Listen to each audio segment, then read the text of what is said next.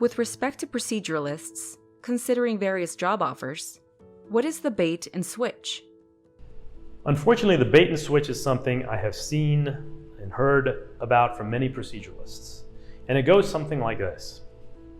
A proceduralist, oftentimes fairly new out of training and somewhat green and optimistic, maybe a little naive, is solicited by a group, and the pitch goes something like, Dr. Smith, we think you're great, your training is great, come work with us. We're going to give you a very low first-year salary, but you'll be on a 3-year partnership track. And in 3 years, if you're really doing well, you're going to be a partner and you're going to make a lot more money.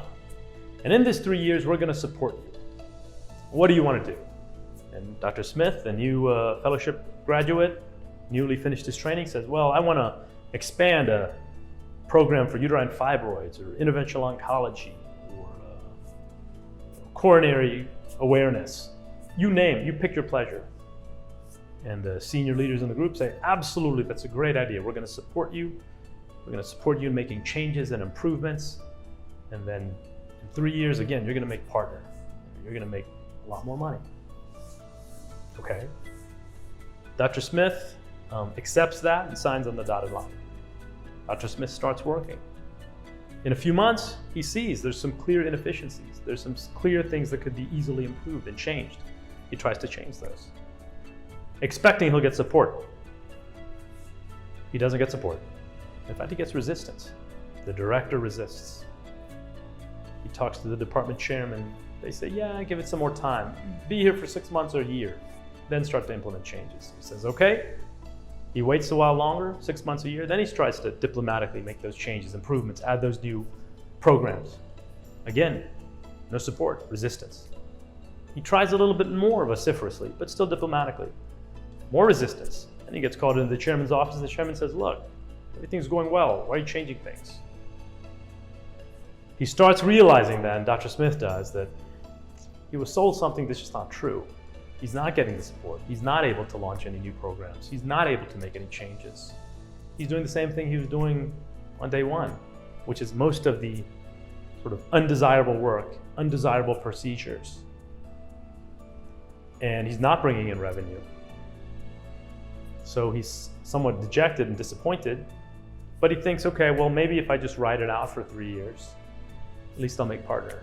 So he does a good job. He works hard. He takes all the call. He does least desirable shifts. He takes the weekend coverage.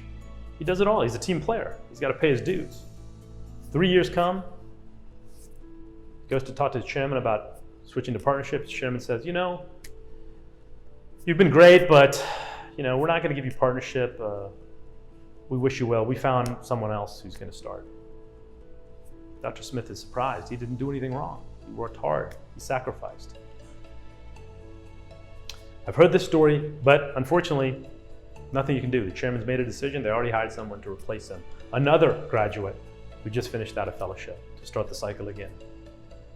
Dr. Smith did nothing wrong here. He unfortunately fell victim to the bait and switch. This promise of support, launching and building new programs, making positive changes, innovating, never materialized. Even the partnership, if not promised, alluded to, 3 years down the line, didn't happen. Why? Why would it? Why would the senior leaders of the group want to share the pie when they can get a fresh fellowship graduate for another 3 years to work at a low salary? It's rational what they did. It may be a little unethical, maybe somewhat dishonest, but it's rational and it's legal. So be aware of the bait and switch. It's unfortunately not uncommon. I don't mean to say everyone does it. There's some very honest, ethical groups out there.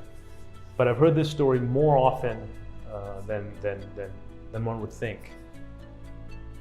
How can you tell if it's a bait and switch or sincere? I don't know. It's a good question. But be aware of it. Be aware of it, because you don't want to sacrifice 3 years of your hard work, like sacrifice, and not be, not receive your just rewards for that. We wish you well on your journey to find a position that suits you. If you think you might fit with us, maybe watch some of our other videos. Contact us. We'd love to get to know you.